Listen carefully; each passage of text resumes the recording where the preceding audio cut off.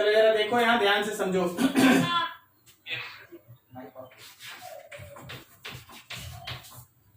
मान लो जैसे हम लोगों के पास ये है एक hollow spherical conductor, this is hollow spherical conductor, ये एक हॉलो स्फेरिकल कंडक्टर, इसको आप चार्ज देके रखे हैं।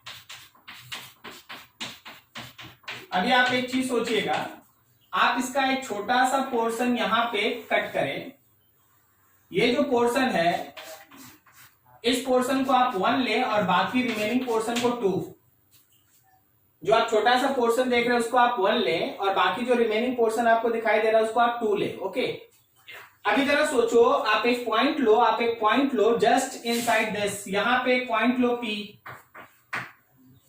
क्या उस P पॉइंट पे 2 इलेक्ट्रिक फील्ड है? उस P देख, इस P पॉइंट पे 1 का इलेक्ट्रिक फील्ड है नीचे की तरफ और 2 पॉजिटिव था तो 2 का इलेक्ट्रिक फील्ड ऊपर। हम थोड़ा यहां बड़ा बना देते हैं, मतलब इस P पॉइंट पे जो नीचे 2 है उसका इलेक्ट्रिक फील्ड ऊपर और जो ऊपर 1 है उसका इलेक्ट्रिक फील्ड नीचे। सही है। अब जरा आपको याद होगा कि किसी भी कंडक्टर के अंदर का नेट इलेक्ट्रिक फील्ड कितना? 0। तो अगर हम लोग ई नेट को 0 करते हैं तो ये तभी पॉसिबल है जब हमारे E1 और E2 का वैल्यू सेम हो। करेक्ट?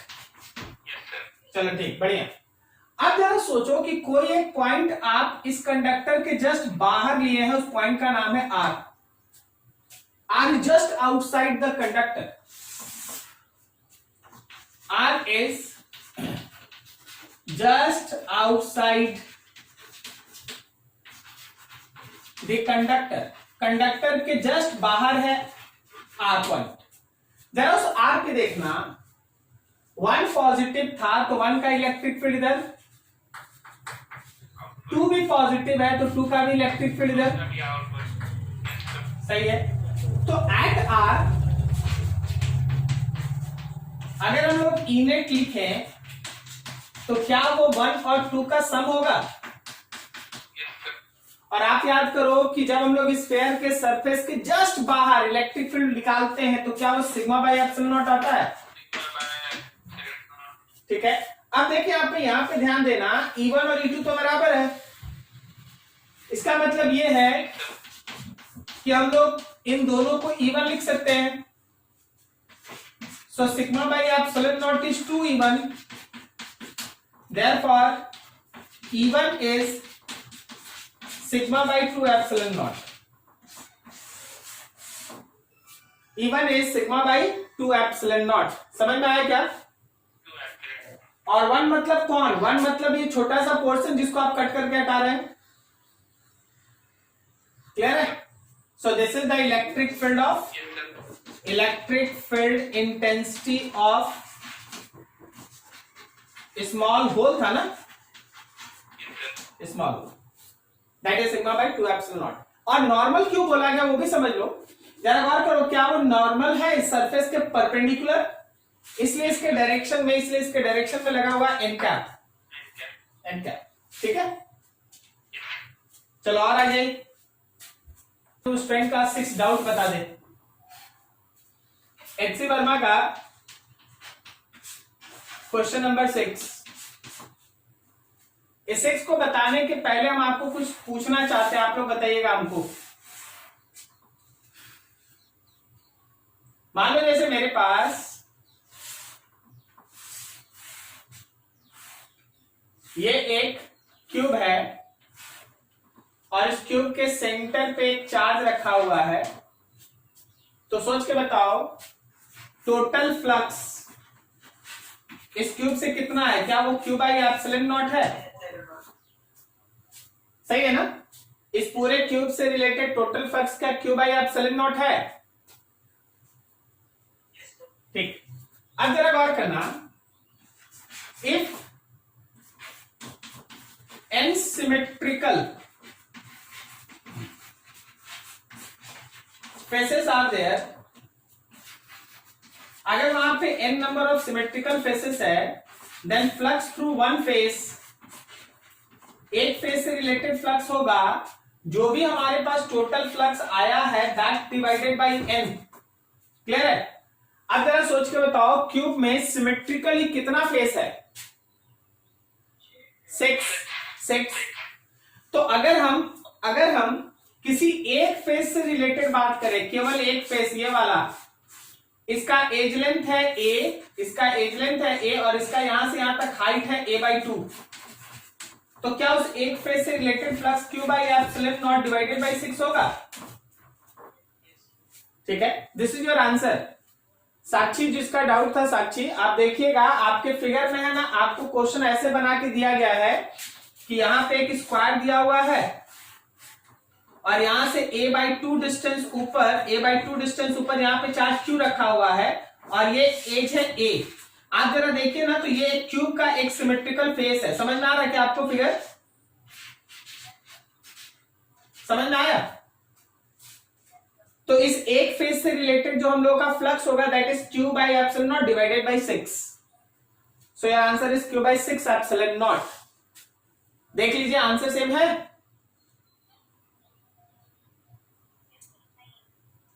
ठीक, चलो हम इसमें और कुछ ऐड करते हैं आपके समझने के लिए। हम कुछ क्वेश्चन को और ट्विस्ट करते हैं, दूसरा चीज दिखाते हैं। अभी देखिए हम आपको 2-3 चीज दिखाते हैं। ये कॉन्सेप्ट की तरह याद रखना। For any closed surface with n number of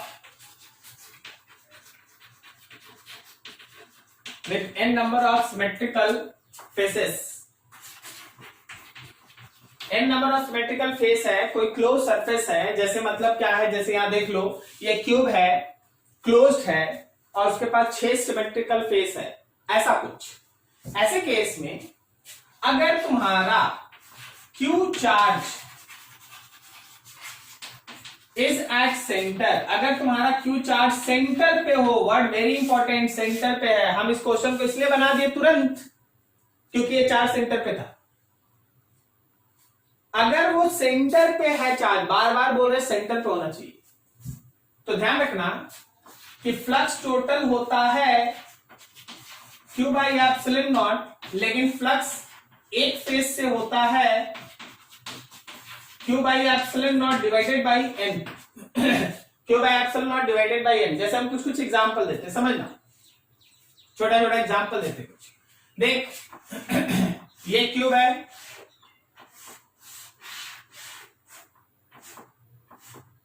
और इस क्यूब के सेंटर पे चार्ज है Q। तो अगर हम तुमसे बोले कि भाई टोटल फ्लक्स बता, तो वही जो राइट हैंड साइड में तुमको अभी लिखाए हैं Q बाई एप्सिलॉन नॉट होगा।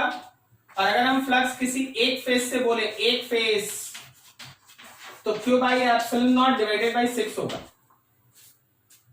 ठीक है, अब देखो समझना, मान लो जैसे मेरे पास ये पूरा का पूरा एक स्फीयर है और इस स्फीयर का 2 हिस्सा यहां होता है, यहां पे एक चार्ज रख दिए Q। अगर हम बोलेंगे कि स्फीयर से टोटल फ्लक्स बताओ, then your answer is Q by epsilon naught. लेकिन अगर हम बोले कि हेमिस्फीयर से, एक आधा हेमिस्फीयर से फ्लक्स बताओ, then Q by epsilon naught divided by 2, क्योंकि 2 हेमिस्फीयर है ना सिमेट्री में। क्या समझ पा रहा है? yes, sir. अगला देखो, but if Q is not at center of closed surface, अगर मेरा चार्ज क्लोज सरफेस के सेंटर पे ना हुआ तो देन याद रखना, अभी भी तुम्हारा total flux Q by epsilon naught ही होगा, still it is same. But जो फ्लक्स किसी एक फेस से होता है उसको आप Q by epsilon naught divided by n नहीं लिख सकते। सर ये क्या बता दिए, जरा देख। मान लीजिए हम लोगों का एक क्यूब है और इसमें चार्ज सेंटर पे नहीं रखा है, यहां रखा है, सेंटर पे नहीं है, यहां। तो अगर हम बोलेंगे कि भाई टोटल फ्लक्स बता दो, तो टोटल फ्लक्स अभी भी Q बाई एप्सिलॉन नॉट ही होगा, सेंटर पे नहीं रहता है, फिर भी Q बाई एप्सिलॉन नॉट होता है, कौन? Total flux. लेकिन अगर हम इस बार बोले कि फ्लक्स एक फेज से बता दो, एक फेज से, तो याद रखना ये आंसर तुम्हारा Q by epsilon naught divided by 6 नहीं है। दोनों में अंतर समझ में आ रहा है? इस फॉर्मूला के लगने के लिए इंपॉर्टेंट केस क्या है कि चार्ज कहां होना चाहिए? सेंटर पे, तभी आप इसको लगा सकते हैं। क्लियर है? तो सर अगर चार्ज सेंटर पे नहीं रहा तो क्या करते हैं?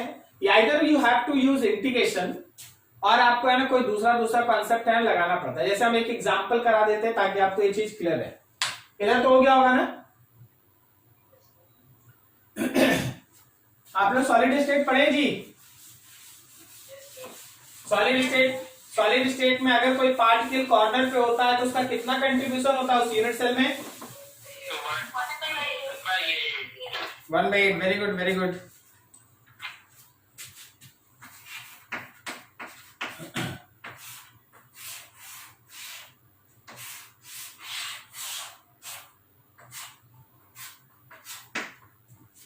एक चार्ज है यहां पे है कॉर्नर पे, चार्ज है Q। चलो बताओ टोटल फ्लक्स कितना? कितना?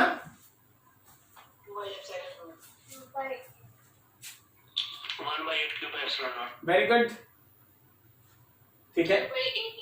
Q by 8 divided by epsilon naught. Umang Agrawal अगर चार्ज कॉर्नर पे है तो उसका टोटल पार्ट उस यूनिट सेल को बिलोंग नहीं करता, करेक्ट? उसका केवल 1/8 पोर्शन उस यूनिट सेल को बिलोंग करता है। उसी तरह जो चार्ज आपको कॉर्नर पे दिखाई दे रहा है उसका केवल 8वां हिस्सा उसके अंदर है। क्या लगता है? Flux is equal to Q enclose by epsilon naught ना, ये लिखता है ना? तो Q इनक्लोज में जो Q अंदर है वही मिलेगा। तो अंदर कितना है? 1/8 divided by epsilon not. Very good. अब देखो अगर हम तुमसे बोले कि एक फेज से रिलेटेड फ्लक्स बताओ, हाउ यू कैन प्रोसीड? एक फेज से रिलेटेड फ्लक्स बताओ, how you can proceed? Q by 6 by E naught। Q by 6 क्यों लेंगे? चार्ज तो सेंटर पे नहीं है ना? देखिए, तो हर चीज ध्यान रखना पड़ता है। अब हम आपको दिखाते हैं कि इसको कैसे हम सेंटर पे ले आ रहे हैं। आप लोग है ना क्यूब को थोड़ा बड़ा करते हैं, जरा देखना सब कुछ ध्यान से। इसके लिए Q should be at center। 1/24 into Q epsilon naught। Very good. Q should be at center। ये सेंटर पे आएगा, पहले इसको सेंटर पे लाना पड़ेगा। सेंटर पे लाने के लिए हम लोग एक बड़ा सा यूनिट सेल बना रहे हैं। देखो बड़ा सा, एक बड़ा सा यूनिट सेल।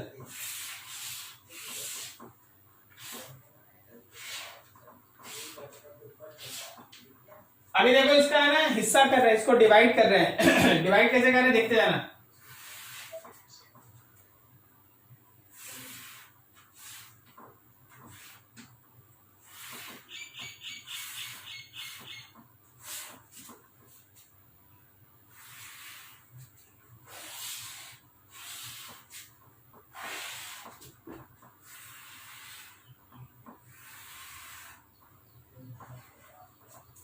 बता कितना यूनिट सेल इसमें? 4 गो।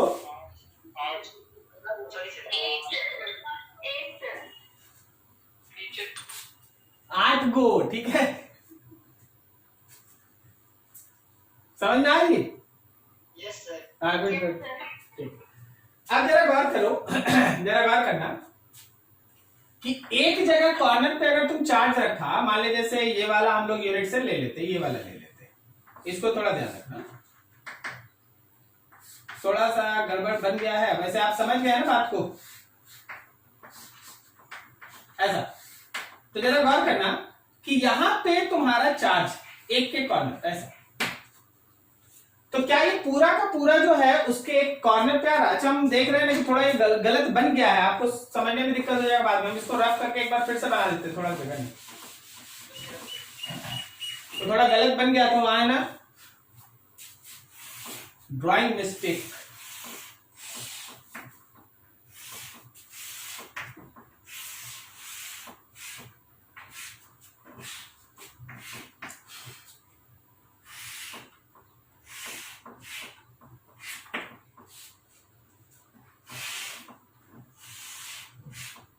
फिगर देखना, फिगर अच्छा होना बेहद जरूरी है।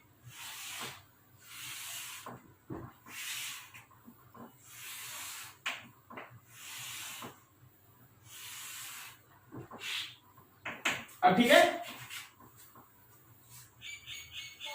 हाँ अब ठीक है, मेरे हिसाब से भी अब ठीक है। अब देखो ये वाला कॉर्नर पे जो यूनिट सेल हम तुमको दिखाते हैं वो यूनिट सेल कहाँ है, हम उस यूनिट सेल को तुमको पकड़ के दिखाते हैं, थोड़ा समझना। क्या वो यूनिट सेल ये है, देखना, तो येलो वाले पे ध्यान देना।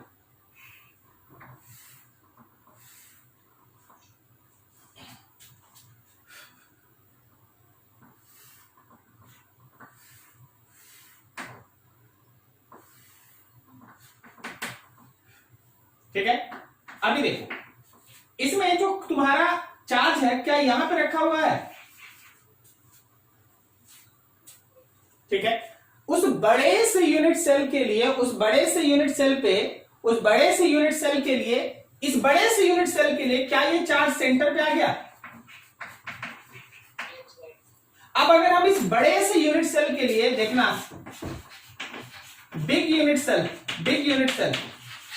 के लिए क्या हम लिख सकते हैं Q बाई एप्सिलॉन नॉट, और बिग यूनिट सेल के लिए वन फेज पे, बिग यूनिट के लिए वन फेज पे क्या Q by epsilon naught divided by 6 कर सकते हैं? बड़ा वाला फेज, बड़ा वाला एक फेज से रिलेटेड फ्लक्स क्या Q by epsilon naught divided by 6 होगा, क्योंकि अभी तो चार्ज सेंटर पे है। ठीक है, अब सोच बड़ा वाला का जो एक फेस है वो छोटे छोटे के 4 फेस से सिमेट्रिकल है। बहुत काम का लाइन, थोड़ा दिमाग खुला रखिएगा। बड़े वाले का जो एक फेस आप बनाएंगे ना, बड़े वाले का जो एक फेस आप बनाइएगा वो छोटे छोटे के 4 फेस के कॉम्बिनेशन से बना है। सही जा रहे हैं? ठीक है, तो अब अगर हमको फ्लक्स लिखना पड़ा वन स्मॉल फेस, एक स्मॉल फेस से, तो क्या ये पहले ही से है Q बाई 6 एप्सिलॉन नॉट, इसमें हम लोग Q बाई 6 एप्सिलॉन नॉट में 4 से डिवाइड दें। ठीक है, मिल गया, यही तो चाहिए था, कि स्मॉल फेज से एक फेज से रिलेटेड फ्लक्स बताओ भाई, एक फेज से। ठीक है, तो ऐसे बदलना पड़ेगा। देख अगर क्वेश्चन इजी करके देना रहेगा तो सिंपल सेंटर पे रख देगा, आसान चीज पूछेगा। अगर क्वेश्चन में थोड़ा ट्विस्ट लाना होगा तो सेंटर पे नहीं रखेगा। अगर सेंटर पे नहीं रखा है तो भी, अच्छा सेंटर पे रखा है या नहीं रखा है, टोटल फ्लक्स पे इसका कोई इफेक्ट नहीं पड़ता। चाहे सेंटर पे हो या सेंटर पे ना हो, टोटल फ्लक्स सेम है। लेकिन जब सेंटर पे रहता है तो टोटल फ्लक्स के हेल्प से एक सिमेट्रिकल फेज से फ्लक्स निकालना आसान होता है, सिंपली नंबर से डिवाइड करना है। लेकिन अगर सेंटर पे नहीं होता है तो फिर या तो इंटीग्रेशन यूज करना पड़ता है, नहीं तो कुछ ऐसा ट्रिक यूज करना पड़ता है। इंटीग्रेशन आपको सिखा चुके हैं, ऐसा भी ट्रिक होता है। ठीक है, चलो इसको नोट कर लो, फिर आगे बढ़ जाएंगे। Surface of the vessel is, चलो वेरी गुड, एकदम सही टाइम पे सही क्वेश्चन है। देखो ध्यान से, देखो ये स्टूडेंट क्या बोल रहा है। स्टूडेंट ये बोल रहा है कि सर मेरे पास एक open vessel, open cylinder, open cylinder का मतलब ये हो गया कि आपका एक एंड ऐसे क्लोज है। देख ये वाला एंड क्लोज है, ये वाला भी कर्व सरफेस इसका क्लोज है। फिगर आप समझ पा रहे हैं ना? लेकिन ये वाला एंड ओपन है। जैसे तुम्हारे पेन का कैप उठाता है ना, Yes. वो एक ओपन सिलेंडर है, एक फेस है ना उसका ओपन है, करेक्ट। बोला कि यहां पे एक चार्ज रखा हुआ है, यहां पे एक चार्ज रखा हुआ है, यहां पे एक चार्ज रखा हुआ है जी। बताओ जो ये पूरा सरफेस है, जो ऐसा सरफेस है आपके पास, कर्व फेस है, ये सब है, इससे रिलेटेड फ्लक्स बताना, इसका फ्लक्स बताना। क्या किसी के पास है आंसर? एक लाइन में आंसर है।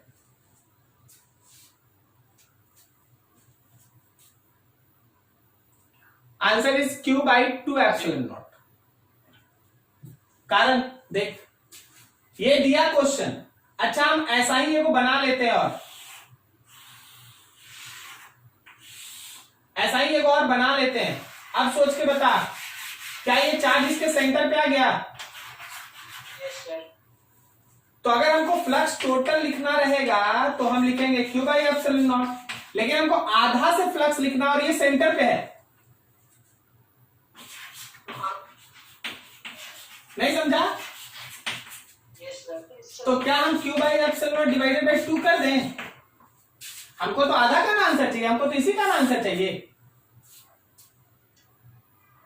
Yes, sir. थोड़ा हाँ ना बोलते रहिएगा ना तो हमको एनर्जी मिलता है। ओके, समझ में आया जी उमंग जी? Yes, sir. आवाज नहीं आ रही है? आ जाता है कभी कभी, फिर लगता है कि पता नहीं जबरदस्ती बोल दिया क्या। नहीं सर, ऐसा हाँ वेरी गुड। समझ में आ रहा सभी को ना कि देख आधा में कैसे हो रहा खेल। तुमको ये क्वेश्चन में ये तो बताया ही नहीं, तुम्हारा क्वेश्चन दिया कि देखो भाई एक ओपन सिलेंडर है और उस ओपन सिलेंडर के एक एंड पे जो ओपन एंड है उसके सेंटर पे एक चार्ज रख दिया, बता इससे फ्लक्स। तो आप खुद से उसका आधा पोर्शन ड्रॉ करके फिर उसको सिमेट्री में देखो, तब चेक करके आंसर दिए। ठीक है, यही अभी हम लोग पढ़ भी रहे थे, यही हम लोग पढ़ ही रहे थे। समझ में आ गया?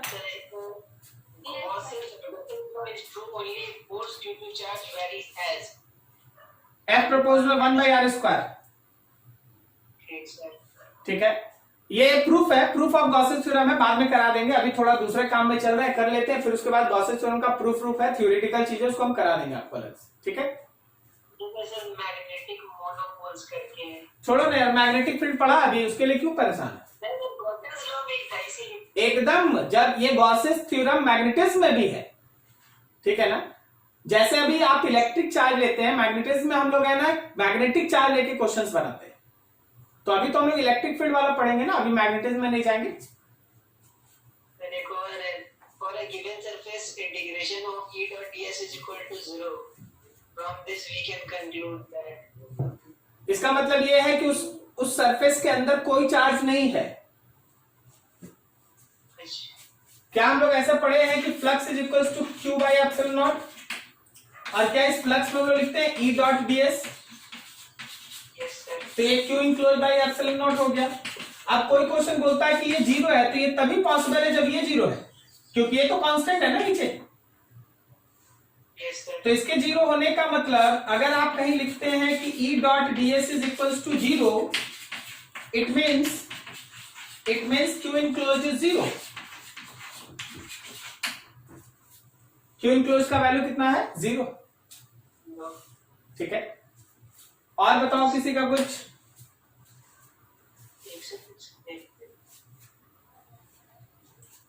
किसी और का कोई डाउट? कहां तक पढ़े थे जी लास्ट?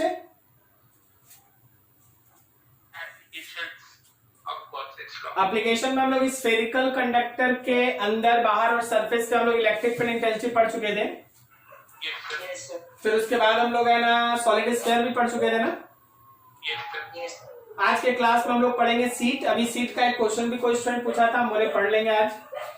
और सीट के बाद हम लोग है ना थोड़ा सिलेंडर इन सबको भी है ना एक बार देख लेंगे। ठीक है, थोड़ा थोड़ा अच्छा चीज रहेगा। पहले तो सीट।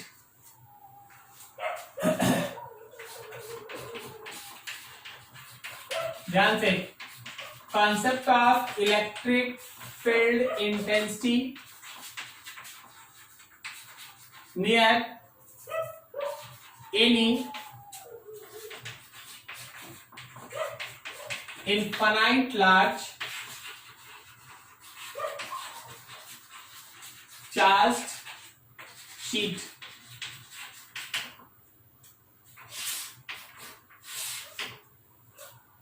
हम लोगों के पास एक इन्फिनाइटली लार्ज इस तरह का चार्ज सीट है जिसपे मान लो आप ऐसा कि पॉजिटिव चार्ज ऐसे डिस्ट्रीब्यूटेड, इस पे पॉजिटिव चार्ज ऐसे डिस्ट्रीब्यूटेड,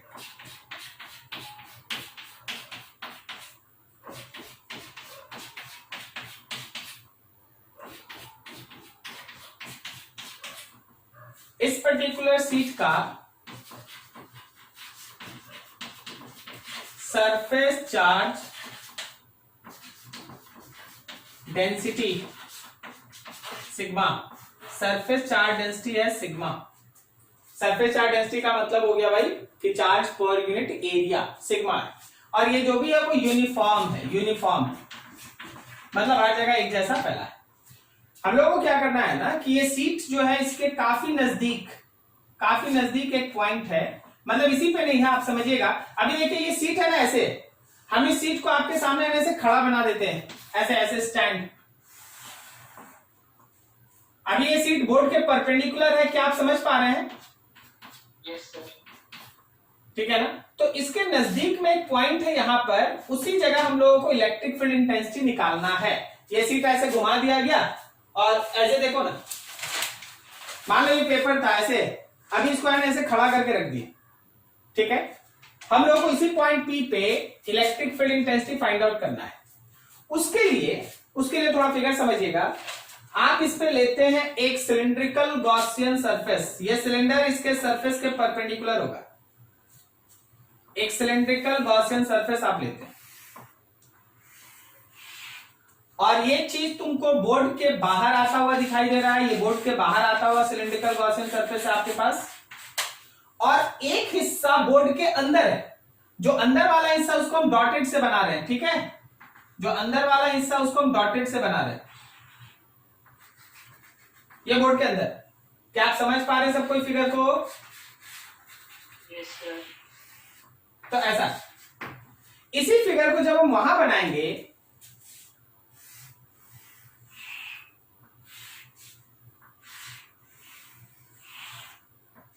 क्या ये ऐसे है? Yes sir. ठीक। अब देखो ये है ऐसा सिलेंडर जिसका एरिया है ए है इसका area of cross section. Now think, अगर ये पॉजिटिव है तो इसका जो इलेक्ट्रिक फील्ड होगा वो रेडियली आउटवर्ड होगा, इसका इलेक्ट्रिक फील्ड रेडियली आउटवर्ड होगा, ऐसे बाहर आएगा इलेक्ट्रिक फील्ड इसका। अब आप इस पर्टिकुलर सिलिंड्रिकल गॉसियन सरफेस के 3 फेस पे सोचिए, 3 फेस, ध्यान से। एक इस फेस को लो, क्या इसका एरिया वेक्टर और इलेक्ट्रिक फील्ड सेम डायरेक्शन में है? Yes sir. इस फेस के बारे में सोचो तो इसका भी एरिया वेक्टर और इलेक्ट्रिक फील्ड सेम डायरेक्शन में है। And now think about this curve face, इस कर्व फेस के बारे में चिंता कीजिए, इसका एरिया वेक्टर ऊपर है लेकिन इलेक्ट्रिक फील्ड तो इधर है। चलो यहां भी देख लेते हैं, एक और फिगर पे देख लेते हैं, यहां देख लो भाई, देख यहां एरिया वेक्टर और इलेक्ट्रिक फील्ड सेम डायरेक्शन, यहां भी एरिया वेक्टर और इलेक्ट्रिक फील्ड सेम डायरेक्शन, लेकिन ये कर्व पोर्शन है, इसका जो एरिया वेक्टर है वो इस इलेक्ट्रिक फील्ड पे तो नॉर्मल है ना। Yes sir. सबको फिगर क्लियर समझ में आ रहा है? Yes sir. बस अप्लाई कर दीजिए गॉसियन थ्योरम, आंसर।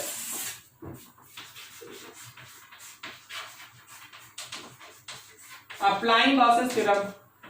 तो लास्ट टाइम लोग फ्लक्स में पढ़े थे कि phi is equals to Q enclose by epsilon naught. क्या हम इस फ्लक्स को लिख सकते हैं close integration of E dot ds, this is equals to Q enclose by epsilon naught. चलो जी, सिलेंडर अगर है तो पूरा क्लोज सरफेस पे इंटीग्रेशन करने का तरीका है कि हम लोग उसके प्लेन फेस, कर्व फेस और प्लेन फेस तीनों के फ्लक्स को जोड़ दें। सही जा रहे हैं? Yes sir. तो हम लोग एक बार ई डॉट डीएस लगा देंगे एक प्लेन फेस का, फिर से हम लोग एक बार ई डॉट डीएस लगा देंगे दूसरे प्लेन फेस का, और फिर से हम लोग एक बार ई डॉट डीएस लगा देंगे कर्व फेस का, और सबको इक्वेट कर देंगे Q enclose by epsilon not से। क्या सही है? Yes sir. चलो एक बार में आंसर दो, देखो ये रहा मेरा प्लेन फेस, क्या ई का डायरेक्शन और ए का डायरेक्शन सेम है? तो फ्लक्स लिख दे ई ए। यहां भी देखो ई का डायरेक्शन और ए का डायरेक्शन सेम है, तो क्या फ्लक्स लिख दे ई ए। लेकिन कर्व फेस पे ये एंगल 90 है, तो कितना फ्लक्स लिख दे? 0। तो देख प्लेन का ई ए, दूसरे प्लेन फेस का भी ई ए, लेकिन कर्व का 0 and all equals to Q enclosed by epsilon naught. So it is 2EA, left hand side का काम हो गया 2EA। अब बात है क्यू इनक्लोज और नीचे एप्सिलॉन नॉट का। क्यू इनक्लोज कितना है जरा गौर करना। बिल्कुल सही, यही ना जगह है जहां पे मेरा एरिया इनक्लोज हो रहा है, चार्ज इनक्लोज हो रहा है, सही जा रहे हैं? तो ये कितना है, ये कितना है? तो क्यू इनक्लोज कितना है? Charge per unit area into area. नहीं समझा? अरे sigma is the surface charge density and A is the area, तो सिग्मा को ए से मल्टीप्लाई किया, क्यू इनक्लोज हुआ। सो क्यू इनक्लोज की जगह पे सिग्मा इंटू ए, अभी ए कैंसिल, तो तुम्हारे ई का वैल्यू हुआ very important sigma by 2 epsilon. Very important sigma by 2 epsilon not, sigma by 2 epsilon not. This is electric field intensity in case of uniformly charged large seat. कोई भी large seat होता है तो उसका इलेक्ट्रिक फील्ड इंटेंसिटी होता है sigma by 2 epsilon not. Very very important for school examination, derivation आता है। गॉसेस थ्योरम में सबसे इंपॉर्टेंट डेरिवेशन यही है जो स्कूल में पूछा जाता है। बाकी इसमें बहुत सारा न्यूमेरिकल एस्पेक्ट है, उसको अलग से देखेंगे, लेकिन डेरिवेशन वेरी इंपॉर्टेंट। नोट करो, कहीं डाउट है पूछ लो।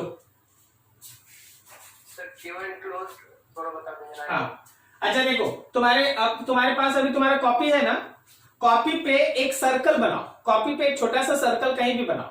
अब हम बोलेंगे कि उस सर्कल के अंदर कितना कंटेंट है, तो क्या सिग्मा इंटू ए लिखेगा तुम? Sigma is the charge per unit area into area. बस वही चीज हुआ। यहां से एक सिलेंडर को आप पार किए हैं, अगर हम बोलेंगे कि देखो जी यहाँ पे कितना चार्ज अपने अंदर इंक्लोज करके रखा है यहां पर, तो यहां तो एक एरिया है ना, और पर यूनिट एरिया चार्ज कितना है? सिग्मा। तो क्या total charge enclose sigma into A होगा? ठीक है, वही चीज मानेगा। और किसी का कुछ जरूर पूछ लीजिए, छोटा से छोटा डाउट है पूछ लीजिए, हो सकता है उसी में कुछ कॉन्सेप्ट हो जो आपको आगे प्रॉब्लम कर दे, इसलिए पूछ लीजिए जरूर।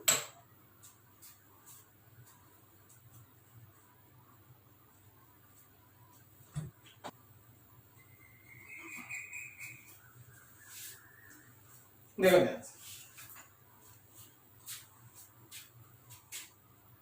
मतलब ये है, अब कुछ इंपॉर्टेंट पॉइंट्स देख लो न्यूमेरिकल बेस्ड।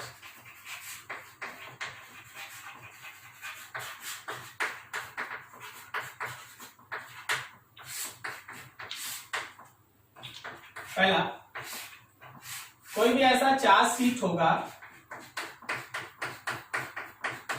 ध्यान रखना इलेक्ट्रिक फील्ड आउटवर्ड होगा, इसका वैल्यू होगा सिग्मा बाई 2 एप्सिलॉन नॉट।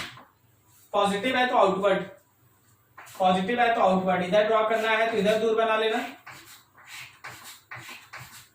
और अगर उधर है तो उधर, जिधर भी रहेगा अवे, अवे बनाना है, पॉजिटिव है दूर बनाना है। अगर तुम्हारे पास कोई एक नेगेटिव सरफेस चार्ज है तो इलेक्ट्रिक फील्ड का वैल्यू वही रहेगा, लेकिन डायरेक्शन इनवर्ड होगा। E is still sigma by 2 epsilon not. तो नेगेटिव है तो अंदर की तरफ टुवर्ड्स बनाना है, और अगर पॉजिटिव है तो अवे बनाना है, दूर। क्लियर है? नाउ थिंक, सोचना। एक सबसे इंपॉर्टेंट चीज ये ध्यान रखना कि ये कांस्टेंट है।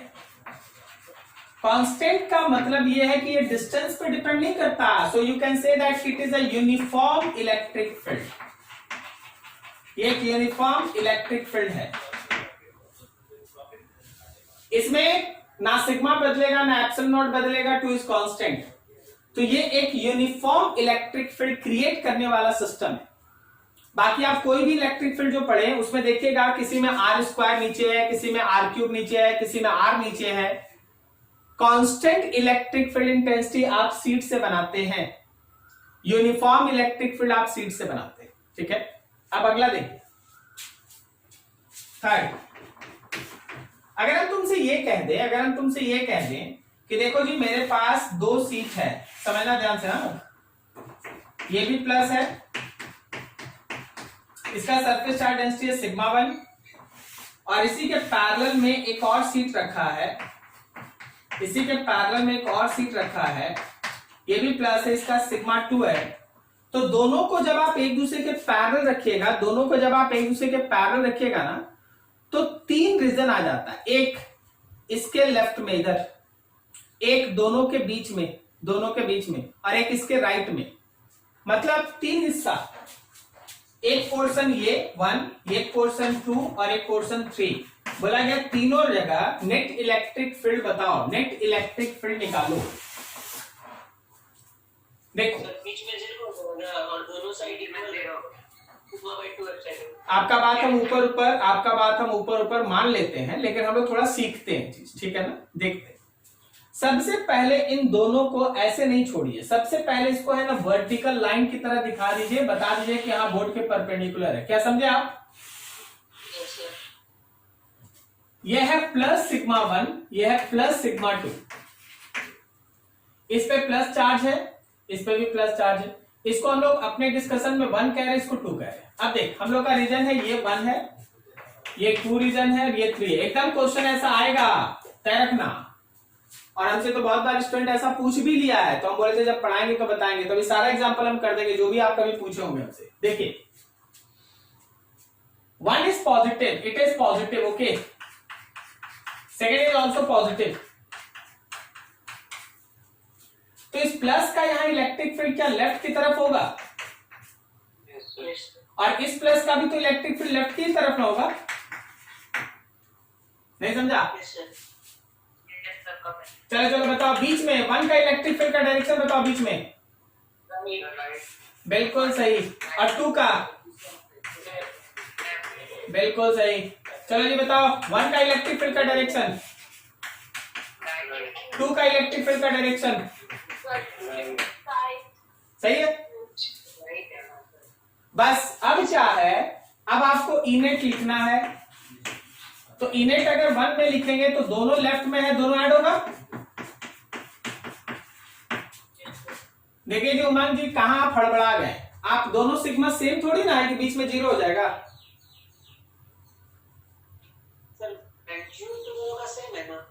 σ1 σ2, तो यहां हो जाएगा σ1/2 एप्सिलॉन नॉट, σ2/2 एप्सिलॉन नॉट। अगर दोनों सिग्मा सेम होगा जोड़ दीजिएगा। चलिए आगे देखिए, अगर E0 2 में लें तो 2 में देखो दोनों वेक्टर अपोजिट में है, तो माइनस होगा ना।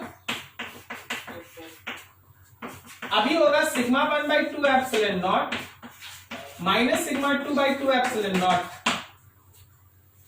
σ1/2 epsilon naught minus σ2/2 epsilon naught. और अगर हम लोग इनेट ले 3 का, फिर से दोनों सेम डायरेक्शन में ऐड हो जाएगा, वेक्टर भी ऐड हो गया, तो हो गया σ1/2 epsilon naught and plus σ2/2 epsilon. यह तुम्हारा इनेट 1, इनेट 2, इनेट 3 तीनों का वैल्यू, ठीक है। ये चीज रहता है, ऐसे चीज चलता है। अगला देखो, सोच के बताना।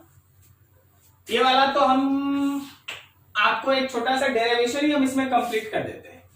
मान लो हम लोगों के पास मेटालिक प्लेट है, मेटालिक प्लेट। अच्छा, मेटालिक प्लेट और शीट में क्या अंतर है, तुमको समझ में आता है? शीट में पता ही है, शीट तुम्हारे एक पेज की तरह होता है, शीट तुम्हारे कॉपी के एक पेज की तरह होता है, जिसके अंदर का कोई बात नहीं होता है, बाहर, दोनों तरफ बाहर। लेकिन प्लेट तुम्हारे कॉपी की तरह होता है, मतलब बाहर भी है और कुछ पार्ट अंदर भी है।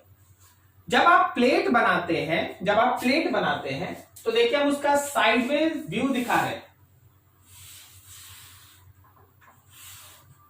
ये उसके अंदर का हिस्सा है, ये उस प्लेट के अंदर का हिस्सा है, ठीक है। ये सब बाहर है। आप इस प्लेट को कोई भी चार्ज दीजिएगा, वो उसके दोनों फेस पे सिमेट्रिकली डिस्ट्रीब्यूट हो जाएगा। सही जा रहे हैं? इधर भी अब सिग्मा होगा, इधर भी सिग्मा होगा, दोनों सिग्मा अलग अलग नहीं होगा, दोनों सिग्मा एक ही वैल्यू होगा, सिग्मा दोनों सेम होगा। मान लो इसी चीज को हम वहां उतारना चाहते हैं, हम इस फेस को 1 कह देते हैं और इस फेस को 2, तो क्या इस रीजन में दोनों इलेक्ट्रिक फील्ड लेफ्ट की तरफ है? क्या इस रीजन में दोनों इलेक्ट्रिक फील्ड राइट की तरफ है? और अंदर 1 राइट है तो 2 लेफ्ट है। सही जा रहे हैं? जब आप उस प्लेट के बाहर बात करते हैं, जब आप उस प्लेट के बाहर बात करते हैं, बाहर मतलब इधर भी इधर भी, तो दोनों इलेक्ट्रिक फील्ड सेम डायरेक्शन में होने की वजह से ऐड होता है। Outside the plate, outside the plate, जो इलेक्ट्रिक फील्ड आउटसाइड है वो हो गया E1 प्लस E2, मतलब सिग्मा बाई 2 एप्सिलॉन नॉट और सिग्मा बाई 2 एप्सिलॉन नॉट, दोनों ऐड कर दिए सिग्मा बाई एप्सिलॉन नॉट। देखिए समझिए, कोई सीट है तो उसका electric field sigma by 2 epsilon naught है, लेकिन अगर कोई प्लेट है तो याद रखना सिग्मा बाई एप्सिलॉन नॉट है बाहर में, आउटसाइड। क्या तो मेंटली तैयार है इनसाइड के लिए? इनसाइड के लिए बोलो जी सोच के। 0 E1 माइनस E2 दोनों sigma by 2 epsilon not, sigma by 2 epsilon not, तो कैंसिल होके हो गया 0। वैसे भी आप बहुत बार पढ़ चुके हैं कि कोई भी मेटालिक कंडक्टर है तो उसके अंदर का इलेक्ट्रिक फील्ड कितना? 0। फिर से आ गया एक बार, ठीक है। तो याद रखना, अगर मेरे पास सीट है तो सिग्मा बाई 2 एप्सिलॉन नॉट, लेकिन अगर मेरे पास प्लेट है तो sigma by epsilon not, sigma by epsilon not. Clear हो रहा है? नोट करो अच्छे से, कहीं कोई डाउट है पूछ लो, प्रॉब्लम हो सकता है क्योंकि अभी है ना डायरेक्शन में आपको दिक्कत हो सकता है, पूछ लीजिए अगर डाउट है।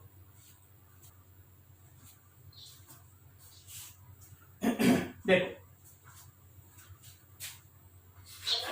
क्वेश्चन आज पूछा गया ऐसा कि एक सिंपल पेंडुलम है, उस सिंपल पेंडुलम से बॉक्स बांध के एक है ना मास m चार्ज q ऐसे हैंग कर दिया गया, इसका लेंथ चलता, ठीक है। ऐसा आइए, हाँ अभी जरा सोच के बताना कि बिना इलेक्ट्रिक फील्ड के, इलेक्ट्रिक फील्ड नहीं लेते हैं, इलेक्ट्रिक फील्ड अभी छोड़ देते हैं, कोई बताएगा टाइम पीरियड का सीधा इक्वेशन क्या लिख सकते हैं? 2 pi under root L by जी।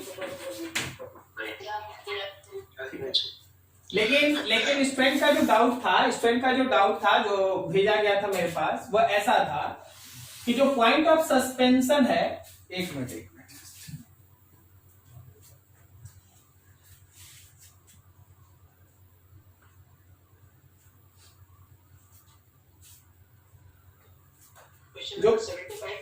एक मिनट जस्ट हम देख रहे हैं। हाँ, simple pendulum of period t has a metal bob which is negatively charged. If it is allowed to oscillate above a positive charged metal plate. अच्छा, बोला गया कि देख भाई यहां पे जो पर्टिकुलर मेटल प्लेट है इस पे चार्ज है -q और ये किसी एक मेटालिक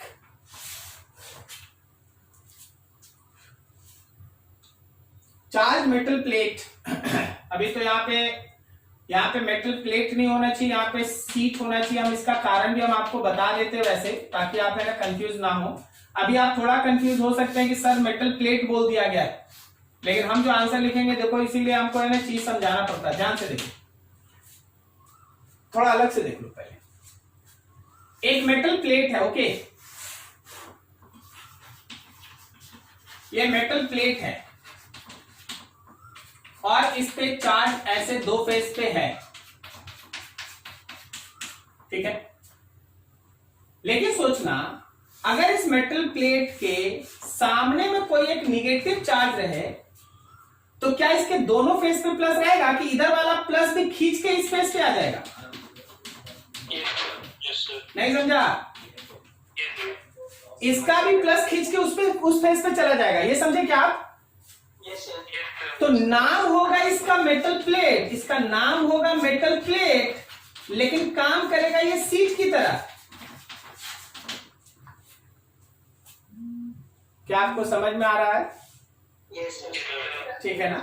तो देख, इस पे प्लस है या माइनस है, तो प्लस सामने आ गया। नाम तो है इसका मेटल प्लेट है। ये बोला तो जा रहा है कि ये मेटल प्लेट है, लेकिन याद रखना हम लोग फॉर्मूला यूज करेंगे सीट वाला। तो क्या आप कंफ्यूज नहीं ना होंगे कि कोई दिक्कत नहीं ना? ठीक है, तो अब देखो, अब इसके प्लस का इलेक्ट्रिक फील्ड ऊपर, लेकिन फॉर्मूला है सिग्मा बाई 2 एप्सिलॉन नॉट। घर में जाके अब कंफ्यूज नहीं होना, वैसे तो घर में ही है। ठीक है, तो कंफ्यूज नहीं होना कि सिग्मा बाई 2 एप्सिलॉन नॉट क्यों हो गया जबकि वहां मेटल प्लेट लिखा था। क्यों? क्योंकि ये बिहेव किसकी तरह कर रहा है? शीट की तरह। ठीक है, अब ये ऊपर है। देख, अब यहाँ पे नीचे की तरफ दो चीज लगेगा ना, एक mg भी लगेगा और एक नीचे की तरफ इलेक्ट्रिक फोर्स भी लगेगा। Yes. क्या टेंशन का नया फॉर्मूला होगा? 2 pi under root L by g effective. पढ़े ना सर SHM? Yes, sir. और ये जी इफेक्टिव निकालना, और ये जी इफेक्टिव निकालना सीखा था ना, टेंशन बाय मास। टेंशन में कितना लिखेंगे? mg plus QE divided by m। Value put करके सॉल्व कर दो, आंसर समझ में आया?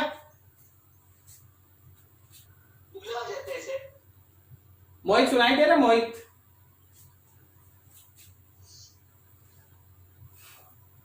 सर जॉनी की वर्ड से बात हो रहा है।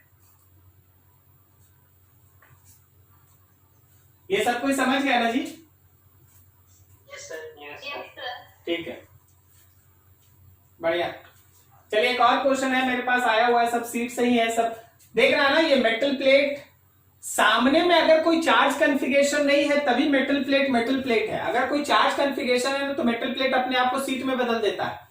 कारण क्या है ना कि उसके दोनों फेस पे चार्ज रहता नहीं, वो सब एक फेस पे आ जाता है। तो जैसे ही एक फेस पे चार्ज आता है वो काम किसकी तरह करने लगता है? सीट की तरह। ठीक है, अच्छा इसको तो हम चाहेंगे ना कि आप ट्राई करें, आप ही से बन जाएगा। थोड़ा क्वेश्चन है, देखिए ना, आप लोग ट्राई कीजिए, आप ही से बन जाएगा।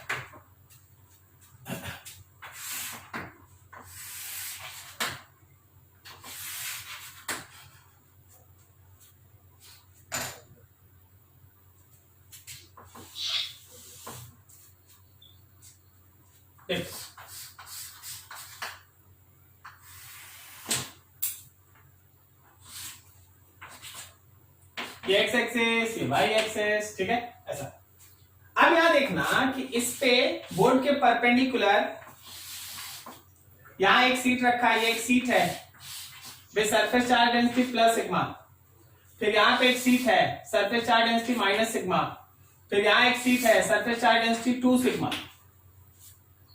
ठीक है, तुमको बताना है ऑरिजिन पे नेट इलेक्ट्रिक फील्ड इंटेंसिटी। चलो बनाओ, ऑरिजिन पे नेट इलेक्ट्रिक फील्ड इंटेंसिटी बताना है। चलो बनाओ जरा। सर 0 होगा। अच्छा बना लो ना, क्या दिक्कत है? उदय चौरसिया 0। Yes sir. सही बता रहे जी उदय बाबू, थोड़ा सा एक्सप्लेन कर दीजिए। This is 1, okay, this one is 2 and this one is 3। बोलो, ऑरिजिन पे 1 का इलेक्ट्रिक फील्ड का डायरेक्शन बोलो। ऊपर sir. Very good, very good. Y axis. हाँ सही है, सही है। 2 का किधर? 2 का भी ऊपर। Very good, very good. और 3 का किधर? Negative Y axis. बिल्कुल सही। तो हम लोगों का ये सिग्मा और ये सिग्मा होने से ये दोनों मिलकर 2 सिग्मा बाई एप्सिलॉन नॉट आ गया, और ये इससे कैंसिल हो गया। एकदम सही बोले आप कि E net is equals to E1 plus E2 plus E3। देख के बताओ सही लिखे हैं कि गड़बड़ है कुछ? माइनस होगा ना? एकदम सही लिखे हैं। सही है सर। वेक्टरली प्लस होगा, यस सर। वेक्टरली प्लस होगा। मैग्नीट्यूड लिखिएगा तो माइनस कर लीजिए, क्या दिक्कत? क्या सही है ना? Yes sir. ये है हम लोगों का सिग्मा बाई 2 एप्सिलॉन नॉट, ये भी है सिग्मा बाई 2 एप्सिलॉन नॉट, और ये 2 सिग्मा बाई 2 एप्सिलॉन नॉट। तो ऑब्वियसली सब कट रहा है, 0 आ रहा है। ठीक है, तो ये सब क्वेश्चन। अच्छा, अगर ऑरिजिन के यहां एक पॉइंट रखते P, चलो लग जाओ P पे बताओ, एट P वहां भी जीरो सब जीरो ही लिख दो। Sir 2 epsilon 2 sigma by epsilon. चलो ये बताना, जरा डायरेक्शन बताना P पॉइंट पे। 1 का फील्ड का डायरेक्शन बोलो P पॉइंट पे। पॉजिटिव वाई एक्सिस ऊपर, बिल्कुल सही। 2 का बोलो नीचे, नेगेटिव ना। और 3 का बोलो, 3 का बोलो नीचे। तो इस बार अगर आप ई नेट लिखिएगा, केवल मैग्नीट्यूड का हम लिख देते हैं, तो E2 और E3 ऐड करके E1 माइनस कर लीजिए, सही है। सॉल्व कर लीजिएगा, आंसर आ जाएगा। समझ में आ रहा सीट का क्वेश्चन कैसे होता है। चलिए एक और क्वेश्चन, जितना अभी तक सीट से क्वेश्चन पूछा है ना सब करा देते हैं। देखो जरा, अगला क्वेश्चन ऐसा है, इसको तुमको बनाना है, ध्यान रखना। ये एक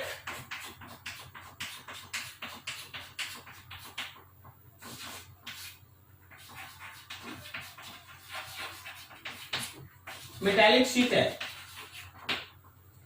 और इस पॉइंट से, थोड़ा सोचना, उस पॉइंट से एक थ्रेड की मदद से एक चार्ज बॉल को हैंग कर दिया गया। देखो, जब तुम इस पॉइंट से एक थ्रेड की मदद से एक चार्ज बॉल को हैंग करेगा ना, तो बॉल कहीं यहां तुम छोड़ा, लेकिन on the basis of charge, अगर उस बॉल का चार्ज है पॉजिटिव, तो क्या बॉल यहां रहेगा? नो सर, किधर जाएगा? बाहर चला जाएगा। तो एट इक्विलिब्रियम ये यहां पहुंच गया by making an angle theta, ठीक है ना, यहां पहुंच गया। इसका मास m है, चार्ज q है। तुमसे बोला गया at equilibrium find theta, theta निकालना इक्विलिब्रियम पे। इमेजिन कि उस पे क्या हो रहा है, उस पर्टिकुलर बॉल पे क्यों कौन कौन सा फोर्स लग रहा है? नीचे mg, इधर थ्रेड का टेंशन, और क्या इस डायरेक्शन में लग रहा है? Electrostatic force which is equal to QE। क्या हम इसको लिख सकते हैं Q sigma by 2 epsilon naught. Yes sir. सही है। अब जैसे तुम्हें सीखा है ये एंगल थीटा है, तो ये एंगल थीटा है, तो टेंशन का ऊपर वाला component T cos theta, tension का लेफ्ट वाला कंपोनेंट T sin थीटा, सही जा रहा है। इक्विलिब्रियम के लिए T sin थीटा किसको बैलेंस कर रहा है? QE T sin theta balance कर रहा है Q sigma by 2 epsilon naught, और T cos थीटा किसको बैलेंस कर रहा है? mg।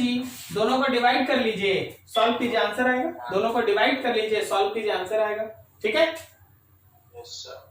तो ये सब सीट पे बेस्ट क्वेश्चन था, और हम लोग अभी तक सीट का इलेक्ट्रिक फील्ड इंटेंसिटी पढ़े नहीं थे, इस वजह से इसको स्किप किया जा रहा था। आज पढ़ लिए सब एक साथ, नोट करो अच्छा से।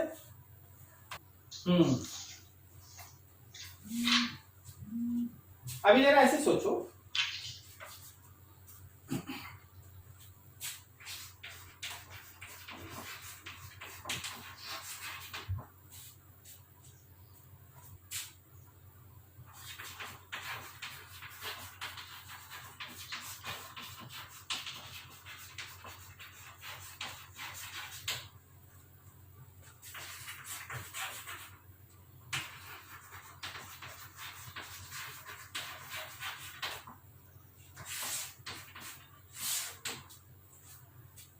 देखिए अभी जो अगला सेक्शन हम लोग अब टच करने जा रहे हैं ना, उसमें हम लोग है ना थोड़ा पोटेंशियल के बारे में डिस्कस करेंगे, दो कॉन्फ़िगरेशन का खास तौर पे। एक जिसमें हम लोग डिस्कस करेंगे शेल के अलग अलग पॉइंट पे इलेक्ट्रिक पोटेंशियल, और फिर होगा सॉलिड स्फीयर। तो उतना तो आज समय नहीं है, लेकिन हम लोग शेल वाला आज खत्म कर लेंगे। कोई भी शेल के लिए अलग अलग पॉइंट पे जो इलेक्ट्रिक पोटेंशियल का वैल्यू होता है उसका हम लोग डेरिवेशन स्किप कर रहे हैं, हम लोग केवल उसका वैल्यू लिख रहे हैं क्योंकि न्यूमेरिकल बेस्ड क्वेश्चन होता है, उसको ध्यान रखना है। देखो सबसे पहला पॉइंट जो होता है वो होता है किसी सेल के बाहर, आउटसाइड। आप अगर कोई सेल बनाते हैं, सपोज आपके पास कोई एक शेल है, इस सेल को आप क्यू चार्ज दिए हैं बाहर से, तो जो भी आप चार्ज दिए वो इसके आउटर सरफेस पर ऐसे रिसाइड कर रहा है। इस सेल का अपना रेडियस है r। अब आपका पॉइंट इसके बाहर हो सकता है, इसके सरफेस पे हो सकता है, या इसके अंदर हो सकता है। हम लोग इलेक्ट्रिक फील्ड में तो पढ़े ना ये तीनों। Yes sir. तो उन 3 पॉइंट पे इलेक्ट्रिक फील्ड इंटेंसिटी आप जानते हैं, तो आज आपको उसके बेसिस पे इलेक्ट्रिक पोटेंशियल लिखना है। देखो अगर कोई पॉइंट मेरे सेल के सरफेस के बाहर है, r डिस्टेंस अवे रेडियस से बड़ा, r डिस्टेंस अवे रेडियस से बड़ा, तो ध्यान रखना कि अगर मेरे इस सेल पे चार्ज है q, अगर मेरे सेल पे चार्ज है q, तो उस दिए गए पॉइंट पे पोटेंशियल का फॉर्मूला होता है KQ/R। एकदम सिंपल, पोटेंशियल का फॉर्मूला है KQ/R। वैसे तो हमको यहां काम नहीं है, लेकिन हम साथ में इलेक्ट्रिक फील्ड भी लिखते चलते हैं, जो आप लास्ट में पढ़े हैं। क्या ये इलेक्ट्रिक फील्ड KQ/R² होता है? Yes sir. तो आप दोनों का ध्यान रखिएगा, पोटेंशियल होता है KQ/R और इलेक्ट्रिक फील्ड होता है KQ/R²। कोई पूछेगा कि सर ये कैसे आया, तो यार ये ध्यान रखना, तुम लोग ऐसा पढ़ा था E = -dV/dr, पढ़ा है ना इसको? Yes sir. बस एक बार है ना E को इंटीग्रेट कर दो, dV मिल जाएगा, ये मिलेगा। तो हम लोग अभी उस डेरिवेशन में नहीं जा रहे हैं, आप वैल्यू पढ़ रहे। फिर से सुनिए, कोई भी पॉइंट अगर मेरे शेल के बाहर है तो पोटेंशियल का फॉर्मूला होता है KQ/R, नीचे R है, और इलेक्ट्रिक फील्ड इंटेंसिटी होता है KQ/R², नीचे R²। दूसरा पॉइंट, सरफेस पे जहां स्मॉल r और कैपिटल R बराबर, जहां स्मॉल r और कैपिटल R बराबर, मतलब आप किसी सेल के सरफेस पे बात कर रहे हैं और इस पे ऐसा आप चार्ज देके रखे हैं, तो क्या हम लोग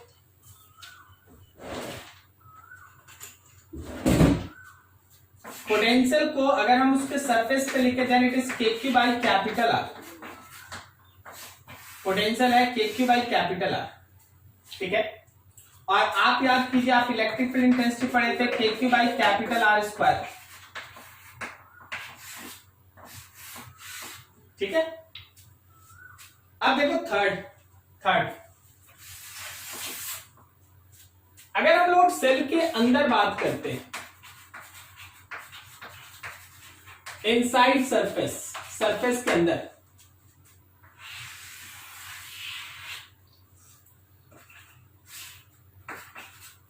जो रेडियस है उससे डिस्टेंस छोटा है, सेल का सारा चार्ज उसके आउटर सरफेस पे रिसाइड करता है। और आप याद कीजिए कि अंदर में E 0 होता है, आपको याद होगा E का वैल्यू 0। अब देखो डेरिवेशन में थोड़ा सा आपको दिखा देते हैं, -dV/dr होता है ना। Yes sir. E का वैल्यू 0 आने का मतलब है E = 0, इट मीन्स ये तभी पॉसिबल है जब V का वैल्यू हो कांस्टेंट, क्योंकि कांस्टेंट का ही डिफरेंशिएशन 0 होगा। सही जा रहे हैं? Yes sir. तो याद रखना कि अंदर के हर एक पॉइंट पे पोटेंशियल कांस्टेंट होता है, ये होता है KQ/R, जितना की सरफेस पे होता है। कोई भी शेल के सरफेस पे उतना ही पोटेंशियल होता है जितना कि उसके अंदर वाले हर पॉइंट पे होता है। सेल के अंदर में कोई भी पॉइंट होगा उसका वही पोटेंशियल होगा जो कि सेल के सरफेस पे होता है। सेल के सरफेस पे अगर 4 वोल्ट है तो सेल के अंदर में कोई भी पॉइंट चुन लो, सब 4 वोल्ट है, ठीक है। और अंदर में इलेक्ट्रिक फील्ड होता है 0, कांस्टेंट है ना K वैरी करेगा, ना Q वैरी करेगा, ना कैपिटल R वैरी करेगा। तो इस कांस्टेंट का डिफरेंशिएशन कीजिएगा, E का वैल्यू कितना आ जाएगा? 0। सो ग्राफिकली अगर आप पोटेंशियल को डिस्टेंस के साथ प्लॉट करते हैं ग्राफिकली अगर आप पोटेंशियल को डिस्टेंस के साथ प्लॉट करते हैं तो ये R हो गया 0, ये कैपिटल R और ये small r greater than capital R। ध्यान से सोच लिया है, कुछ दिमाग में बनाया है, ग्राफ कैसे बनेगा कुछ सोचा है दिमाग में कैसे बनेगा वो?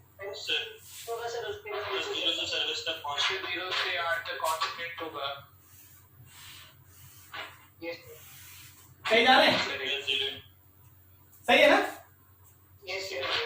बिल्कुल ठीक है। तो पोटेंशियल इस तरह से होता है, शेल के केस में पोटेंशियल आपको ऐसे लेके चलना पड़ता है। क्लियर है? ये तो समझ गया। अब एक छोटा सा यहीं पे एक एग्जांपल की तरह एक छोटा सा क्वेश्चन कर लेते हैं ताकि ये लगे कि हो चुका है, फिर अगले दिन आगे बढ़ जाएंगे। एक क्वेश्चन देखो भाई,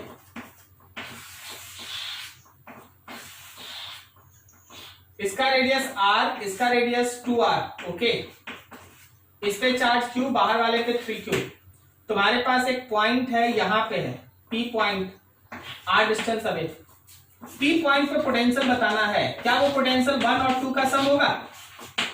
यस सर। 1 के लिए कोई बोलो पोटेंशियल का फॉर्मूला। 1 मतलब अंदर वाला kq बाई कौन सा r? कौन सा r? Small r। Very good. 2 के लिए बोलो